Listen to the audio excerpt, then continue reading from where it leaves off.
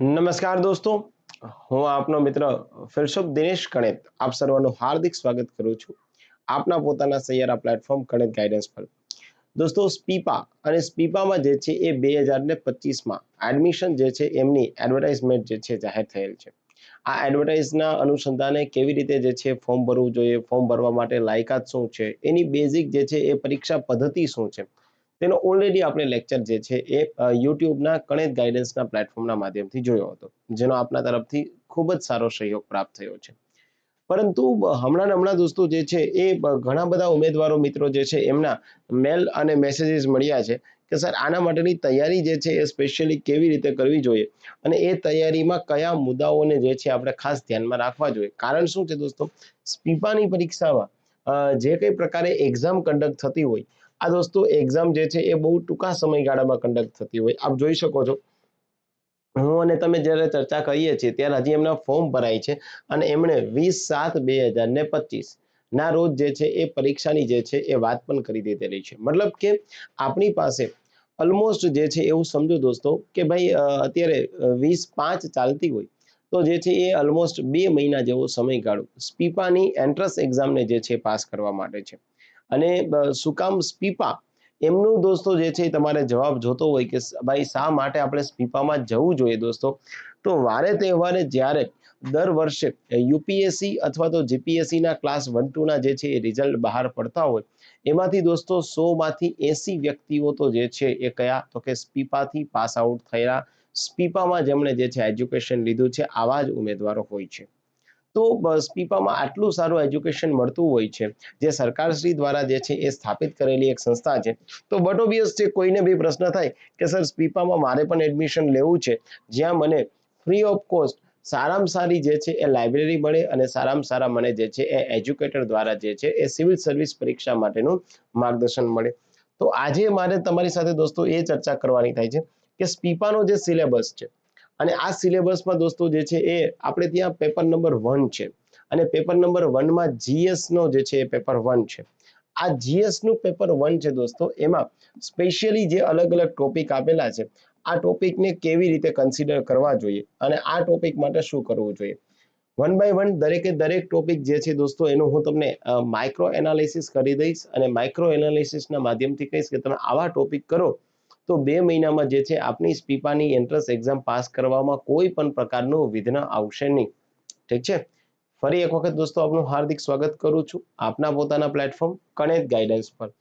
પહેલી બાબત દોસ્તો, સૌથી વધારે જે છે એ મુદ્દાઓ જો પૂછાતા હોય તો પોલિટી અને ગવર્નન્સના છે. તો અહીંયા તમારે જે છે એ ખાસ યાદ રાખવાનું કે પહેલી બાબત જે છે એ તમારે દમદાર તરીકેથી જે છે એ લઈ જવી પડશે. એ કયું છે તો કે પોલિટી અને ગવર્નન્સ. આ ટોપિક જે છે એના મુદ્દાઓ સૌથી વધારે પૂછાય છે.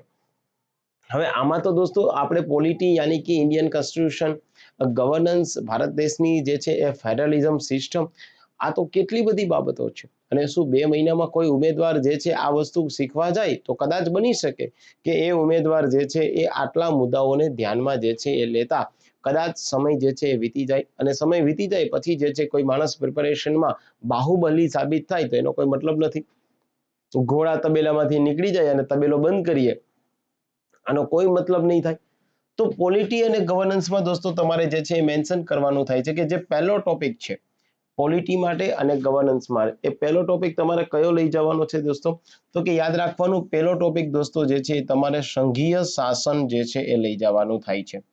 એટલે તમારે આ જે છે એ ટોપિકમાં રાષ્ટ્રપતિ છે દોસ્તો, આ ટોપિકમાં ઉપરાષ્ટ્રપતિ છે, આ ટોપિકમાં પીએમ છે, આ ટોપિકમાં પાર્લામેન્ટ છે, આ સિસ્ટમ તમારે લઈ જવાની થાય છે. અને આની સાથે સાથે દોસ્તો તમારે પાર્લામેન્ટની સિસ્ટમ જે છે એ સમજવી પડશે. એટલે પાર્લામેન્ટની સિસ્ટમને સારી રીતે સમજી લ્યો અને જેમાં જે છે એ ટાઈપ્સ ઓફ બિલ પણ ખાસ સમજજો. નાણાં બિલ કોને કહેવામાં આવશે, નાણાકીય બિલ કોને કહેવામાં આવશે, જો આ મુદ્દાઓ તમે સારી રીતે સમજી લો તો ઓલમોસ્ટ કંઈ નહીં તો 4 કે 5 માર્ક તમને સ્પીપાની જે છે એન્ટ્રન્સ પરીક્ષામાં જીએસ ના પેપર અંતર્ગત મળશે. આમાં પણ પ્રીવિયસ પેપરનું એનાલિસિસ કરીએ તો દોસ્તો સૌથી વધારે ક્વેશ્ચન એક તમને રાષ્ટ્રપતિ મહોદયની સત્તાઓ અને એ સત્તાઓમાંથી કટોકટીની જે સત્તાઓ છે, આ કટોકટીની સત્તાઓના પણ ક્વેશ્ચન જે છે વારે તહેવારે પૂછાયા છે. તો કટોકટીની સત્તાઓ પણ તમારે કમ્પલસરી દોસ્તો જે છે એ સમજી વિચારી અને રાજ્યમાં પ્રેસિડેન્શિયલ રૂલ, રાજ્યમાં રાષ્ટ્રપતિ શાસન જે છે એ તમારે સમજવું પડશે. હવે એક ઉદાહરણ તમને જે છે હું અહીંયા આપી દઉં છું દોસ્તો કે ભાઈ આપણે ત્યાં કટોકટીની સત્તા હોય તો કટોકટીની સત્તામાં તમારે સમજવાનું શું થાય છે. એક બેઝિક જે છે એક્ઝામ્પલ આપતા તમને એક ખ્યાલ આવશે કે ભાઈ આપણે ત્યાં જે છે એ કેવી બાબતો જે છે અહીંયા ઉડીને આંખે વળગે છે. મતલબ કે તમે એકચ્યુઅલમાં શું વાંચો છો અને પરીક્ષામાં જે છે એ પૂછાય છે શું, આ બે વચ્ચેનો તફાવત જે છે આજે હું તમને સમજાવવાનો છું. બેઝિક જે છે તમને દોસ્તો કહી દઉં કે ભારતના બંધારણમાં અનુચ્છેદ 352 હોય તો 352માં આપણે ત્યાં નેશનલ ઇમરજન્સી યાની કે આપણે ત્યાં રાષ્ટ્રીય કટોકટીની જે છે એ જોગવાઈ કરવામાં આવેલી છે. આ રાષ્ટ્રીય કટોકટી છે દોસ્તો એમાં 352(1) આપેલું છે અને 352(1) એવું કીધું છે કે કોઈ બાહ્ય કારણ હોય તો તમે કટોકટી લગાવી શકો છો. ઓકે, અને આવી કટોકટી જે છે એ આપણા દેશમાં 2 વખત લગાડવામાં આવી હતી. 1962માં જ્યારે ચાઇના સાથે યુદ્ધ ત્યારે, અને આને જે છે એ પરત ખેંચવામાં આવી હતી 1968માં. જ્યારે દોસ્તો જે છે એ બીજી કટોકટી પાકિસ્તાન સાથે યુદ્ધ થયું ત્યારે, અને એ કટોકટીને પરત ખેંચવામાં આવી હતી 1977માં. જ્યારે બીજી બાબતથી દોસ્તો તમે કટોકટી લગાવી શકશો 352(2) અંતર્ગત, અને 352(2) છે ત્યાં લખ્યું છે કે કોઈ આંતરિક કારણ હોય અને તો તમે આંતરિક કારણથી કટોકટી લગાવી શકો. આવું જે છે એ ભારત દેશમાં ક્યારેય થયું હોય તો 1975માં જે છે એ લગાવવામાં આવી હતી, એને પરત ખેંચવામાં આવી હતી 1977. ભારતના બંધારણમાં દોસ્તો જે છે એક અનુચ્છેદ 352(3) પણ આપેલો છે. 352(3) એવું કહે છે કે જો મંત્રીમંડળ અને એ મંત્રીમંડળની લેખિત સલાહ હોય તો મંત્રીમંડળની લેખિત સલાહ બાદ જ જે છે તમે કટોકટી લગાવી શકો. આ યાદ રાખવાનું. હવે આ તો બેઝિક બાબત થઈ દોસ્તો, પણ તમારે ખાસ યાદ રાખવાનું છે કે ભાઈ કટોકટી સાથે જે બંધારણીય સુધારા છે એ શું જોગવાઈ કરે છે. તો ભારતમાં કટોકટીના જે છે એ બાબત સાથે એક 38મો સુધારો 1975, 42મો સુધારો 1976 અને 44મો સુધારો 1978 જે છે એ સંબંધિત છે. તો તમારે એક આને યાદ રાખી લેવું પડે. તમારે એક વસ્તુ એ પણ યાદ રાખવી પડે દોસ્તો કે કટોકટી જે છે એ અમલમાં આવે તો કટોકટીની અસર શું થાય. તો કે ભાઈ કટોકટીની 2 અસર થશે, એક સેન્ટ્રલ સ્ટેટ રિલેશનશિપ, એક કોની વચ્ચે, સેન્ટ્રલ સ્ટેટ રિલેશન વચ્ચે, અને એક જે છે દોસ્તો ફંડામેન્ટલ રાઈટ. સેન્ટ્રલ સ્ટેટ એટલે કેન્દ્ર રાજ્યના સંબંધમાં પણ પાછી 3 અસર થશે. એક દોસ્તો જે છે એ ધારાકીય અસર થશે કે ભાઈ કઈ બાબતમાં કટોકટી દરમિયાન કેન્દ્ર સરકાર રાજ્ય બાબતનો કાયદો બનાવી શકે. એક દોસ્તો જે છે અહીંયા વહીવટી બાબતની અસર થશે, અને એક બાબત તમને જે છે એ અસર થશે કેવી, તો કે ભાઈ નાણાકીય બાબત. એક તમારે આ જ ટોપિક અંતર્ગત દોસ્તો એ પણ સમજી લેવું પડે કે કટોકટી જે છે એને પરત ખેંચવા માટે થઈ અને કારણો કયા હોઈ શકે. અને કટોકટી દરમિયાન જે છે એ ભારતના બંધારણના 358 અને 359 નંબરના અનુચ્છેદમાં તફાવત શું છે. જો આટલી વસ્તુ તમને આવડે તો તમારી કટોકટીની જે છે સત્તા પૂર્ણત જાહેર કરાય.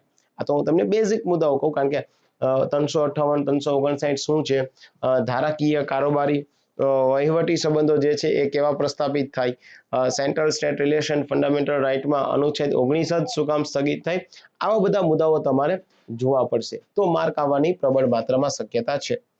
તો એક તમારે દોસ્તો જે છે અહીંયા શું સમજી લેવું પડશે, કટોકટીની જે છે એ સત્તાઓ જે છે કમ્પલસરી તમારે યાદ રાખવી પડશે સ્પીપાની પરીક્ષા જ્યાં સુધી આપણે આપવા જઈએ છીએ ત્યાં સુધી.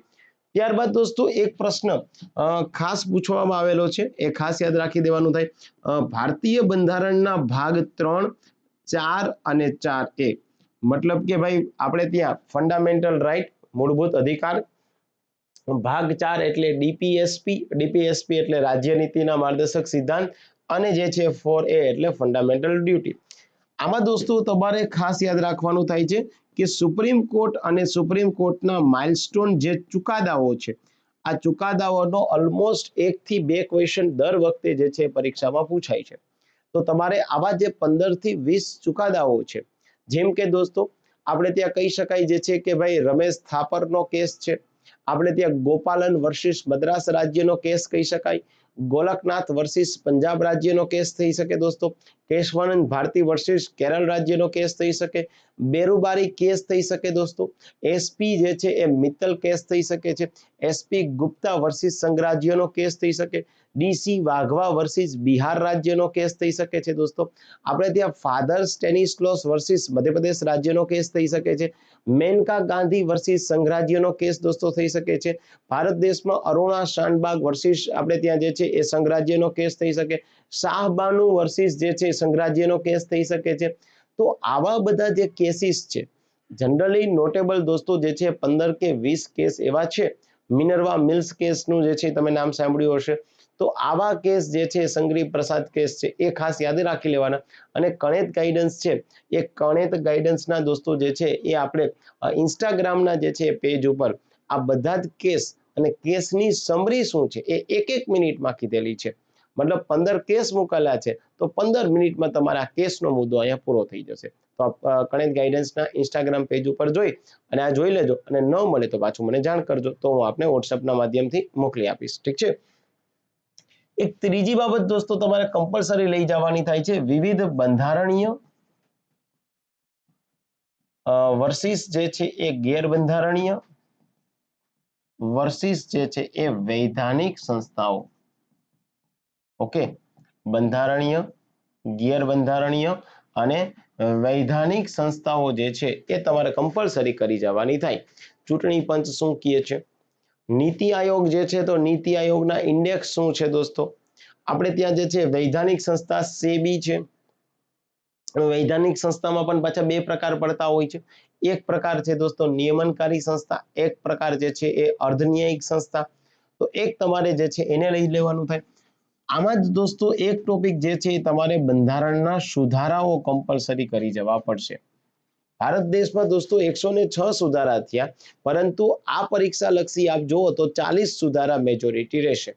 એક આપણે ત્યાં પહેલો સુધારો જોઈ લો દોસ્તો, 5મો સુધારો જોઈ લો, 7મો સુધારો જોઈ લો દોસ્તો, 10, 11, 12, 13, 14, 16મો સુધારો, 21મો સુધારો, 24મો સુધારો, 26મો દોસ્તો, 31, 35, 36, આપણે ત્યાં 38, 42, 44, આપણે ત્યાં 52, 61, 65, 69, 70, 71, 73, 74, 77, 80, 81, 84, 87, 89, 90, 91, 92, 93, 94, 95, 97, 99, 100 અને 101 થી લઈ 106.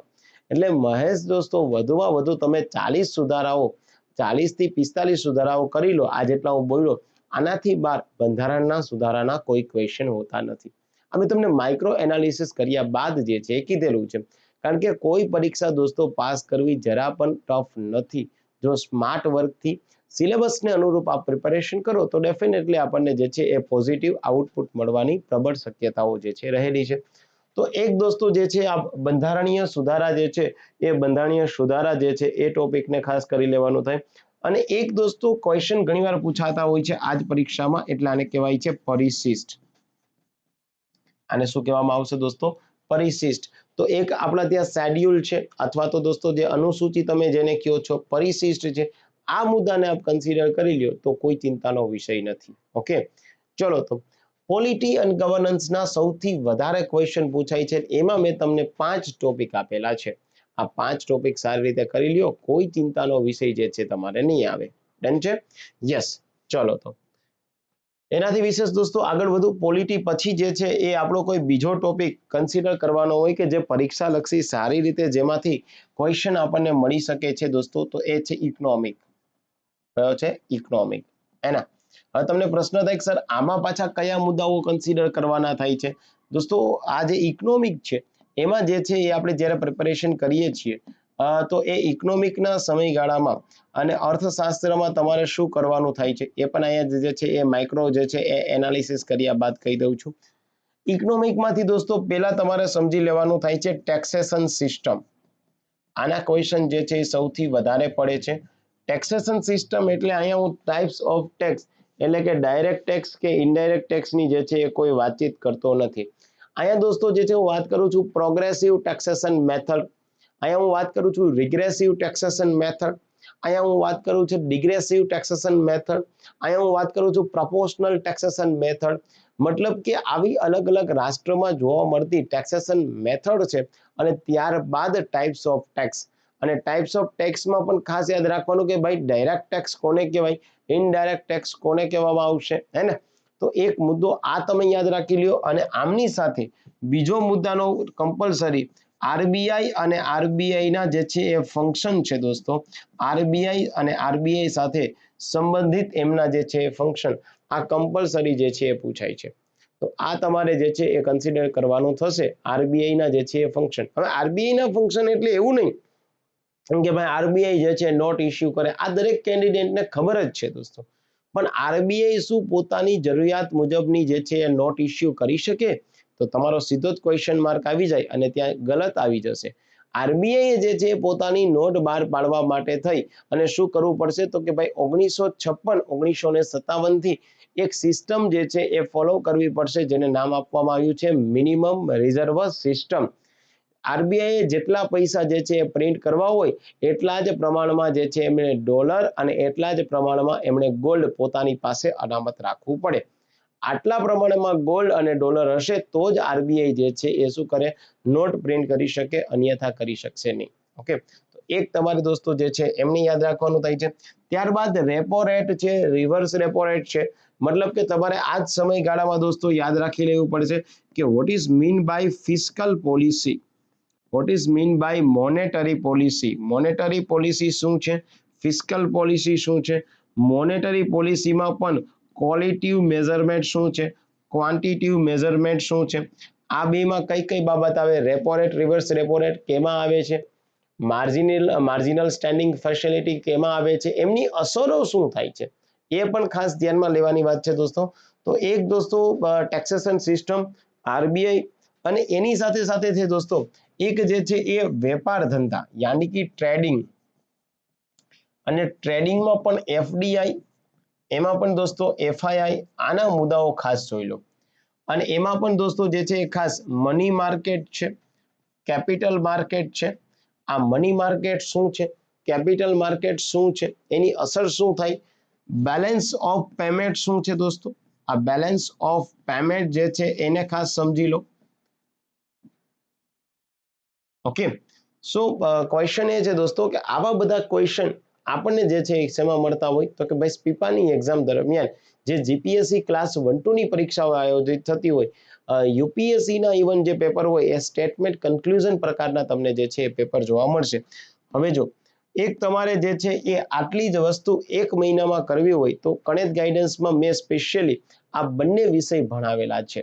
આપણે ત્યાં બંધારણ પણ મેં ભણાવેલું છે અને ઇકોનોમિક્સ પણ ભણાવેલું છે. અને આમાં દોસ્તો જે છે એ બંનેમાં 50-50 કલાકનું એપ્રોક્સ જે છે એજ્યુકેશન મળે છે તમને. તો તમારે જે છે એ બીજું કશું ન કરવું હોય અને આ જે છે મેં તમને જે રીતનું કન્ટેન્ટ આપ્યું હોય છે એ જ કન્ટેન્ટ જોતું હોય તો આપ જે છે એ કણેજ ગાઈડન્સ જે છે એ એપ્લિકેશન તમારા પ્લે સ્ટોરમાંથી ડાઉનલોડ કરી શકો. સેમ અહીંયા જે લખ્યું છે એ જ. અને એ એપ્લિકેશનના માધ્યમથી તમારે જે છે એ સબ્જેક્ટ વાઇઝ કોર્સ કરીને એક ફોલ્ડર હશે.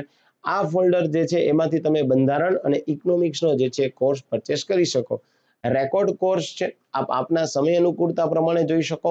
ફ્રેશ હમણાં જ 1 થી 1.5 મહિના પહેલા જ જે છે અલગ અલગ લેક્ચર પૂરા કર્યા એ જ કોર્સ જે છે આપને આપું છું. અને કોર્સની સાથે તમને મટીરિયલ પણ મળી રહેવાનું છે. હા, આ કોર્સ બાબતે વધારે વિગત જોતી હોય તો તમે ગમે ત્યારે જે છે આ નંબર ઉપર જે છે એ કોન્ટેક્ટ કરી શકો છો.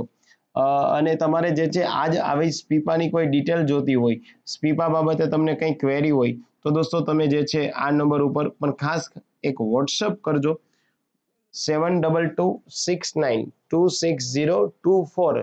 ઓકે, તો આ જે છે એ નંબર ઉપર તમે જે છે એ વાત કરી શકશો અને તમને કંઈ ક્વેરી હોય તો ડેફિનેટલી આપણે જે છે એ મળી અને સોલ્વ કરી લેશું. ડન છે? ચલો, તો બંનેના કોર્સ ઉપલબ્ધ છે દોસ્તો. એના પછી ત્રીજો જે છે એ ટોપિક આપણો આવે છે દોસ્તો કે એ છે કરંટ અફેર્સ. ઓકે, હવે કરંટ અફેર્સ તો કેટલું બધું છે, પણ કરંટ અફેર્સમાં દોસ્તો એક મુદ્દો કમ્પલસરી તમારા અહીંયા લઈ જવાનો થાય. પહેલી બાબત કે અલગ અલગ સંસ્થાઓએ બહાર પાડેલા કોઈ પણ પ્રકારના રિપોર્ટ, પછી ભારતમાં જ કોઈ મંત્રાલયે કોઈ રિપોર્ટ બહાર પાડ્યો હોય અથવા તો કોઈ પણ પ્રકારની ઇન્સ્ટિટ્યૂટ અથવા કોઈ એજન્સી હે ને એમને કોઈ રિપોર્ટ બહાર પાડ્યો હોય, એ રિપોર્ટ જે છે એ બહાર પાડવાના માપદંડ શું છે અને એ રિપોર્ટ બહાર પાડ્યો છે તો એમાં રેન્કિંગ કોણ આપે છે, મતલબ કે વિશ્વ કક્ષાએ કોઈ રિપોર્ટ બહાર પડ્યો છે તો એમાં ભારતનો રેન્ક કેટલામો છે, અને ભારતમાં જ કોઈ રિપોર્ટ બહાર પાડ્યો છે તો એમાં ગુજરાત કે અન્ય જે છે એ રાજ્યમાં પણ કોસ્ટલ જે છે એ સ્ટેટ છે, અન્ય કોઈ સ્ટેટ છે, એ બધાનો કેટલામો રેન્ક છે એ તમારે કમ્પલસરી યાદ રાખવું પડશે. બીજી બાબત દોસ્તો અહીંયા યાદ રાખવાનું થાય છે, ઘણી બધી પરીક્ષાઓ પૂછાય છે, છેલ્લા 4 મહિનાની જે છે એ વિવિધ જે દિવસો ઉજવાના હોય અને એ દિવસોની જે થીમ છે, આ થીમને તમારે કમ્પલસરી જે છે યાદ રાખવી પડશે. ત્રીજી બાબત તમારે યાદ રાખવાની થાય છે મિલિટરી એક્સરસાઇઝ, કયા દેશ વચ્ચે જે છે એ કયા એક્સરસાઇઝ થયા છે, હે ને કે ભાઈ ભારત અને બાંગ્લાદેશ વચ્ચે કોઈ મિલિટરી એક્સરસાઇઝ થયો હોય, કદાચ કોઈ બે રાષ્ટ્ર વચ્ચે પણ થયો હોય અથવા તો કોઈ સંગઠન દ્વારા પણ જે છે એ કોઈ સૈન્ય અભ્યાસ જે છે એમને હાથ ધરવામાં આવ્યો હોય, તો એક તમારે જે છે કરંટ અફેર્સમાં મિલિટરી એક્સરસાઇઝ યાદ રાખવાની. એક દોસ્તો યાદ રાખવાનું થાય છે કે સરકાર દ્વારા બહાર પાડવામાં આવેલ વિવિધ યોજના, આમ જોવા જાય તો સરકાર દ્વારા છેલ્લા 6 મહિનામાં જે યોજના બહાર પાડવામાં આવેલી છે, આ યોજના દોસ્તો તમે જે છે એ કરી લો, એ યોજનાના માપદંડ, એ યોજનાના લાભાર્થી કોણ છે, એ યોજનામાં કેટલો લાભ મળે છે અને એ યોજના જે છે એના માટે આવકના જે છે એ મર્યાદા કેટલી છે, આ બાબત યોજનામાં કયા ડોક્યુમેન્ટ જોઈએ છે એ આપણી પરીક્ષામાં મહત્વનું નથી, એ તમે ડિપાર્ટમેન્ટમાં આવો ત્યારબાદ મહત્વનું છે. એટલે આવી બે વજૂદની વાતો અને બે વજૂદનું મટીરિયલ એકઠું કરી અને પોતાની તૈયારીને બહુ લાંબો સમય આપવાની જે છે જરા પણ તસ્તી લેતા નહીં. સરકારે યોજનામાં જે છે આટલા કરોડ રૂપિયા આપી અને સર્વાંગી વિકાસ કર્યો, ના, આવું કશું જોવાનું નથી થતું. યોજનામાં જે છે લાભાર્થી કોણ છે, કેટલો લાભ મળે છે, આવકના સ્ત્રોત શું છે, આવા બધા, અને ટાર્ગેટ ઓડિયન્સ કોણ છે, બાળકો, મહિલાઓ, વૃદ્ધો વગેરે વગેરે. ઓકે, એક આ જ બાબતમાં દોસ્તો તમારે કમ્પલસરી શીખી લેજો IR, એના ઇન્ટરનેશનલ રિલેશનશિપ. મેં જે પોલિટીનો કોર્સ તમને કીધેલો છે, પોલિટી અને ગવર્નન્સ, એમાં દોસ્તો IR પણ મેં તમને કીધેલું છે. હવે તમને એમ થાય કે સર મને તો IR તો આવડે છે, તો ચલો મુન્ના, ચલો આપણે તપાસ કરી લઈએ તમારી કે તમને કેટલું IR આવડે છે. આપણે ત્યાં દોસ્તો જે છે એ વર્લ્ડ બેંક છે, આ વર્લ્ડ બેંક જે છે એમની અલગ અલગ પ્રકારની શાખાઓ છે, જેમ કે international bank for reconstruction and development, international જે છે એ finance corporation, international development association, ત્યારબાદ મલ્ટીલેટરલ ઇન્વેસ્ટમેન્ટ ગેરંટી એજન્સી છે, international centre for settlement of investment dispute છે. ચલ મુન્ના, હવે તું જ મને કહે કે આમાંથી ભારત જે છે એ કઈ જે છે એ શાખાનો સભ્ય નથી. બસ જો આવું થાય, આને IR કહેવાય. વર્લ્ડ બેંક જાણવાની છે, પણ વર્લ્ડ બેંકમાંથી આમાંથી કઈ સંસ્થા એવી છે કે જેને વર્લ્ડ બેંકની ખાનગી શાખા કહેવાય, વર્લ્ડ બેંકની કઈ જે છે આમાંથી બ્રાન્ચ છે કે જેને સોફ્ટ લોન વિન્ડો કહેવામાં આવશે. હવે એક પ્રશ્ન આવો પણ પૂછી શકાય કે વર્લ્ડ બેંકની કઈ નીચેનામાંથી શાખા છે કે જેમાં ભારત સભ્ય છે પણ એમાં ફાઉન્ડર મેમ્બર નથી, યાની સ્થાપક સભ્ય નથી, પાછળથી જોઈન્ટ થયું છે. તો આવા ક્વેશ્ચન જે છે એ દોસ્તો આપણને આવતા હોય છે. વર્લ્ડ બેંક છે, IMF છે. આપણે જોયું દોસ્તો કે ભાઈ ભારત દેશ જે છે પાકિસ્તાન વચ્ચે યુદ્ધની પરિસ્થિતિ થઈ અને છતાં પણ ઇન્ટરનેશનલ મોનેટરી ફંડ દ્વારા પાકિસ્તાનને બે તબક્કામાં 12,000 કરોડ અને 8,000 કરોડ યાની 20,000 કરોડ રૂપિયા આપ્યા, આપણે ના પાડવા છતાં. તો what is the main reason behind that? આ બાબત તમને આવડવી જોઈએ દોસ્તો, તો તમે જે છે સોલ્વ કરી શકશો. તો પોલિટીના કોર્સમાં આપણે IR જે છે એ કન્સિડર કરી લીધું છે. તો એક તમારે જે છે એ ઇન્ટરનેશનલ રિલેશનશિપ જે છે દોસ્તો કરી લેવાની થાય છે. ત્યારબાદ છે એ ખાસ હમણાં દોસ્તો જે છે એ એન્વાયરમેન્ટ માટેની સંધિઓ થઈ હોય, હે ને, પર્યાવરણીય સંધિઓ જે છે એ થઈ હોય તો એ તમારે યાદ રાખવાનું થાય છે. પેરિસ સંધિ છે દોસ્તો, ક્યોટો પ્રોટોકોલ છે, હે ને, એ ક્યોટો પ્રોટોકોલને પણ તમારે યાદ રાખવાનું થાય છે. તો આવી સંધિ જે છે એના અલગ અલગ પ્રકારના ડિક્લેરેશન છે, એ તમારે યાદ રાખવાના થશે. ચલો, તો એક આપણે દોસ્તો જે છે વાત કરતા હતા ભારતીય જે છે એ ઇન્ડિયન પોલિટી ગવર્નન્સ, એક આપણે દોસ્તો જે છે એ વાત કરી દીધી ઇકોનોમિક સોશિયલ જે છે એની વાત કરી છે. આની સાથે સાથે દોસ્તો જે છે એ તમે ઇકોનોમિક્સમાં જે છે એ ગરીબી અને બેરોજગારી આ મુદ્દાને પણ એક એડ કરી દેશો તો એ સોનામાં જે છે એ સુહાગા જેવું થઈ જશે. અને આ બંનેનો એક એક ડેમો લેક્ચર, બંધારણનો ડેમો લેક્ચર અને એક જે છે એ આપણે ઇકોનોમિક્સનો ડેમો લેક્ચર આપણી યુટ્યુબ ચેનલમાં જ પડ્યું છે, એટલે તમને ખ્યાલ આવે કે સર કેવું જે છે એ કન્ટેન્ટ આપણે ચર્ચા કરીએ છીએ, તો આપ જે છે એ આમાં જોઈ શકશો. ત્યારબાદ છે દોસ્તો આપણે ત્યાં પોલિટીની વાત કરી દીધી, આપણે ત્યાં જે છે એ ઇકોનોમિકની વાત કરી છે, આપણે ત્યાં વાત કરી દીધી છે દોસ્તો કરંટ ઇશ્યુની. હવે આપણે વાત કરવાની થાય છે હિસ્ટ્રી અને જ્યોગ્રાફીની. ઓકે, તો હિસ્ટ્રી અને જ્યોગ્રાફીમાં જે છે એ શું કરવાનું છે એ પણ હું તમને અહીંયા સમજાવી દઉં છું. હિસ્ટ્રીમાં કયા મુદ્દાઓને જે છે એ કન્સિડર કરતા આપણને જે છે એ સ્પીપાની પરીક્ષામાં જે છે એ સર્વશ્રેષ્ઠ પરિણામ પ્રાપ્ત થશે. તો પેલી બાબત યાદ રાખવાની થાય છે કે દોસ્તો બૌદ્ધ અને જૈન ધર્મ, કયો? બૌદ્ધ અને જૈન ધર્મ, આ કમ્પલસરી જે છે એ કરી લેવાનો થાય. ત્યારબાદ જે છે એ સિંધુ જે છે એ હડપ્પીય સંસ્કૃતિ, હડપ્પીય સંસ્કૃતિ, આ પણ તમારે જે છે એ મેન્ડેટરી છે, આ લઈ લેવું પડશે, હે ને. અને આપણે ત્યાં જે છે એ વિજયનગર સામ્રાજ્યના ક્વેશ્ચન, વિજયનગર સામ્રાજ્ય, આના પ્રશ્ન પણ વધારે આવશે, તો એ પણ તમારે જે છે એ કમ્પલસરી કરી લેવા પડશે. વિજયનગર સામ્રાજ્યના જે છે એ ક્વેશ્ચન. આની સાથે સાથે દોસ્તો એક મહાજનપદ, આપણે બોલીએ છીએ ને 16 મહાજનપદ, એક મહાજનપદ કરી લેવા પડશે. અને એનાથી પણ વિશેષ દોસ્તો બીજું કંઈ તમને હિસ્ટ્રીમાં આવડે કે ના આવડે, પણ જો 4 કે 5 માર્ક તમારે મેળવવા હોય તો મોડર્ન હિસ્ટ્રી, અને એમાં પણ દોસ્તો સોશિયલ ઇકોનોમિક રિફોર્મ, કોઈ સોશિયલ ઇકોનોમિક રિફોર્મ થયા હોય એ સોશિયલ ઇકોનોમિક રિફોર્મ જે છે તમારે કમ્પલસરી કન્સિડર કરવા પડશે. ઓકે, તો આવા મુદ્દાઓને જો તમે સારી રીતે કન્સિડર કરશો તો ડેફિનેટલી દોસ્તો જે છે તમને પરિણામ પ્રાપ્ત થવાનું છે. ડન છે? ચલો તો આગળ વધીએ. એક મોડર્ન હિસ્ટ્રી, એમાં સોશિયલ ઇકોનોમિક જે છે એ રિફોર્મની વાત કરીએ છીએ. હિસ્ટ્રીમાં આ મુદ્દાને જે છે કન્સિડર કરી લ્યો. જ્યારે જ્યોગ્રાફી છે, એ જ્યોગ્રાફીમાં દોસ્તો જે છે એક તો જમીન, એક તો પર્વતમાળાઓ, એક જે છે એ જમીન, એક જે છે એ પર્વતમાળાઓ, એક જે છે એ અલગ અલગ પ્રકારના ખડકો, ખડકોના પ્રકાર, આની સાથે સાથે દોસ્તો જે છે એ ટેકરીઓ, આની સાથે સાથે એક્ઝામમાં ક્વેશ્ચન પૂછાતા હોય રિવર સિસ્ટમ, યાની કે નદી તંત્ર, તો આ જે છે એ મુદ્દાને તમારે કન્સિડર કરી લેશો તો એટલીસ્ટ 4 થી 5 માર્ક તમને મળી જશે. ત્યારબાદ દોસ્તો જે છે એ વિવિધ જે છે એ રાષ્ટ્રોની સરહદ, રાજ્યોની સાથે સાથે અલગ અલગ રાષ્ટ્રોની જે છે એ કેવી સરહદ બને છે એ પણ તમારે યાદ રાખવું પડશે. અને ત્યારબાદ છે દોસ્તો રાષ્ટ્રની સાથે એક તો જે છે હમણાં જ કોઈ રાષ્ટ્રીય પાર્ક બન્યું હોય, અથવા તો દોસ્તો કોઈ રામસર સાઇટ હોય, આપ સમજો છો ને રામસર સાઇટ, અથવા તો દોસ્તો જે છે કોઈ અભયારણ્ય હોય, કયું અભયારણ્ય કયા રાજ્યમાં કયા પ્રદેશમાં આવે, ઘણા અભયારણ્ય કદાચ 2 રાજ્યો વચ્ચે પણ બન્યા હોય, તો આવું અભયારણ્ય કે નેશનલ પાર્ક હોય એને તમારે ખાસ યાદ રાખવાનું થાય. આની સાથે સાથે દોસ્તો કોઈ જે છે એ ટાઈગર રિઝર્વ બન્યું હોય તો આ ટાઈગર રિઝર્વને પણ યાદ રાખવાનું છે. જેટ સ્ટ્રીમ, જેટ સ્ટ્રીમના પ્રશ્ન પણ બહુ માત્રામાં પૂછાયેલા છે, તો એ પણ તમારે યાદ રાખવાનું થાય. ઓકે, સો આ જે છે એ આવા મુદ્દાઓ છે, અને તમે સારી રીતે જે છે ડિવાઈડ કરી દો દોસ્તો. માની લઈએ કે જે છે એ મેં તમને જેટલા મુદ્દાઓ આપ્યા છે મેઇન જે છે એને આપણે આજ તમારી પાસે સારામાં સારા દોસ્તો જે છે એ 2 મહિના છે, અને 2 મહિના એટલે હું માનું છું કે ભાઈ 60 દિવસ છે.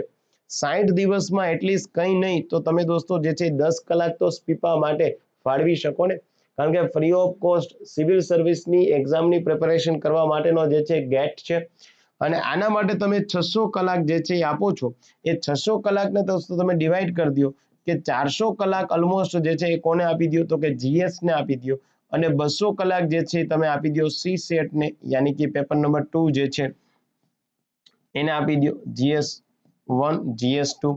હવે 400 જે છે એ કલાક તમે આપો છો એ દોસ્તો 1 2 3 4 5 6 આ મુદ્દાઓમાં પણ તમે એને ડિવાઈડ કરી દો, કારણ કે જેના સૌથી વધારે ક્વેશ્ચન પૂછાય છે એ ઇન્ડિયન પોલિટી છે, અને પોલિટીની સાથે સાથે દોસ્તો જે છે એ ગવર્નન્સ છે.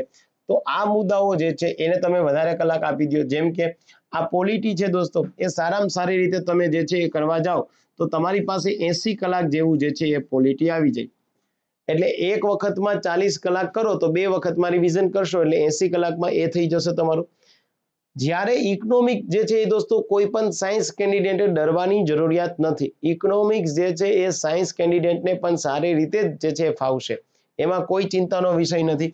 એટલે જે છે એ 40 કલાક તમે જે છે એ સારી રીતે ઇકોનોમિકને આપી દો. મેં જે ટોપિક આપ્યા છે એ 100 કલાક થઈ ગઈ.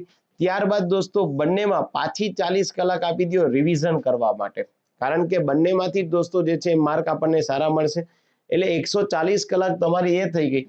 અને જે છે એ ખાસ હિસ્ટ્રી અને જ્યોગ્રાફી, આ હિસ્ટ્રી અને જ્યોગ્રાફીમાં દોસ્તો જે છે એ તમે બંને થઈ અને 80 કલાક જેવો જે છે એ સમય આપી દો. અને બંનેમાં થઈ અને બીજું જે છે એ 40 કલાક જે છે તમે રિવિઝન માટે ફાળવી દો. એટલે જે છે કેટલા થશે તો કે ભાઈ 80 અને 40 એટલે કેટલા થયા 120. આ રિવિઝન લખ્યા છે 120 અને 40 160. ત્યારબાદ દોસ્તો જે છે એ 40 કયા તો કે રિવિઝનના એટલે 200 અને આ 280. કરંટ અફેર્સના ટોપિક માટે દોસ્તો જે છે તમારે કેટલા આપી દેવાના થાય તો કે ભાઈ 280 જે આ છે એમાં બીજા 40 આપી દે કરંટ અફેર્સ માટે. છેલ્લા 4 મહિનાનું કરંટ અફેર્સ કરશો તો કોઈ ચિંતાનો વિષય રહેશે નહીં. ઓકે, તો દોસ્તો જે છે એ આપણે ત્યાં 240 જેવા મુદ્દાઓ થશે અને ત્યાં બીજી 20 કલાક જે છે તમે રિવિઝન માટે આપી દો. એટલે આ 100 કલાક થઈ. એની સાથે સાથે જે છે એ આપણી પાસે 120 120 240 એટલે 340 અને ત્યારબાદ જે છે એ 30 કલાક આ બંને મુદ્દામાં આપી દો અને 30 કલાક એના રિવિઝનમાં આપી દો. આટલું સારી રીતે જો તમે દોસ્તો માઇક્રો જે છે એ પ્લાનિંગ કરો તો કોઈ પણ પરીક્ષા જે છે પાસ કરી શકાય. પણ તમે તો શું કરો, એક દિવસમાં 8 કલાક વાંચો છો અને એક સબ્જેક્ટ વાંચી નાખો છો. 1 કલાક હિસ્ટ્રી, 1 કલાક જ્યોગ્રાફી, 1 કલાક પોલિટી. દોસ્તો આ તદ્દન ગલત વે છે. આવી રીતે એક્ઝામ પાસ ન થવાય. એક્ઝામ પાસ કરવા માટેની એક સિસ્ટમેટિકલ વે છે, જે તમારી પાસે હોય તો વિધાઉટ સ્ટ્રેસ ઓછા ટાઈમમાં તમે સારી રીતે જે છે પોતાના નોલેજને જે છે એ એક્ઝામના પેપર સમયે ડિલિવર કરી શકો છો. ઓકે, ચલો તો અને એના સિવાયની જે છે દોસ્તો આપણે 200 કલાક મેં તમને બાકી રાખી છે. એ 200 કલાકને ક્યાં આપી દો તો કે 200 કલાકને દોસ્તો જે છે એ આપણા સામાન્ય અભ્યાસ જે છે એ પેપર નંબર 2 એટલે આપણે જે એકચ્યુઅલમાં જીએસ જે છે એ 2 કહી શકાય, પણ પેપર કેવું છે તો કે ભાઈ આપણું પેપર જે છે એ સીસેટ જેવું છે, જે યુપીએસસી એકચ્યુઅલમાં જે કન્ડક્ટ કરે છે એ ટાઈપનું પેપર છે. તો એ તમે જે છે કન્સિડર કરી લ્યો તો તમારે કોઈ ચિંતાનો વિષય રહેશે તો કે નહીં, કારણ કે એ તો એપ્ટિટ્યુડ છે દોસ્તો. એના એપ્ટિટ્યુડની આખી ગેમ છે. એમાં તમે જે છે 200 કલાક કરશો તો સારામાં સારી રીતે તમારે મેથ્સ, રીઝનિંગ, કોમ્પ્રિહેન્શન એ જે છે એ મુદ્દાઓ ક્લિયર થઈ જશે. તો ચલો દોસ્તો, થેન્ક યુ વેરી મચ. અને સ્પીપાની સાથે તમે કોઈ બીજી એક્ઝામની પ્રિપેરેશન કરતા હોય, ડીવાયએસઓ, એસટીઆઈ, તો એના માટે ગણિત ગાઈડન્સમાં આ તમામ મુદ્દાઓ આપણે ત્યાં હિસ્ટ્રી, કલ્ચર, પોલિટી આ બધા મુદ્દાઓને સમાવેશ કરી પ્રિલિમ પ્લસ મેન્સ આના માટેનો કોર્સ છે જે 15,000માં છે. 50% ડિસ્કાઉન્ટ આપીએ છીએ એટલે 7500માં છે. આપ ગણિત ગાઈડન્સમાંથી જે છે આ પરચેસ કરી શકો. દરેકના ડેમો લેક્ચર છે ઉપલબ્ધ છે. આ બધા જ એવા ફેકલ્ટી એજ્યુકેટર છે દોસ્તો કે જે ક્યાંક ને ક્યાંક 8 થી 10 વર્ષ ત્યાં જે છે કોમ્પિટિટિવ એક્ઝામના ફેકલ્ટી અથવા તો એજ્યુકેટર તરીકે જે છે એ ફરજ પર હોય. અને ત્યાં દોસ્તો તમને જીસીઆરટી, એનસીઆરટી આપીશ, લેક્ચર્સની પીડીએફ આપીશ, બંધારણ, ઇકોનોમિક્સ હું જ લઈશ. ત્યાં સિવાયના જે ફેકલ્ટીઝ મિત્રો છે એ તમને અલગ અલગ બાબતો ભણાવશે. અને સ્પીપાના જ ગ્રુપમાં જોઈન્ટ થવા માટે થઈ અને તમે આ નંબર પર તમારું પૂરું નામ અને જિલ્લાનું નામ લખી પણ મોકલી શકો છો. ઠીક છે, ચલો દોસ્તો, આભાર આપનો. અને આપ લોકો જે છે એ સ્પીપામાં જે છે પરીક્ષામાં સફળ થાવ એવી શુભકામનાઓ સાથે. ઘણા દિવસથી જે છે આ બધાના જે છે મેસેજીસ હતા. થોડાક જે હેક્ટિક શેડ્યુલના લીધે લેક્ચર જે છે મૂકવામાં 2-4 દિવસ જે છે પ્લસ માઇનસ થયું છે. બટ આશા રાખું કે 2 મહિના છે અને 2 મહિનામાં આપ સારી રીતે જે છે પરીક્ષાને પાસ કરી શકશો. Wish you all the best. આપને કંઈ પણ ખ્યાલ ના આવે તો ડેફિનેટલી જે છે નંબર ઉપર કોન્ટેક્ટ કરી શકો છો. ત્યાં સુધી મને વિરામ આપો. આવજો, bye, see ya. Thank you very much દોસ્તો.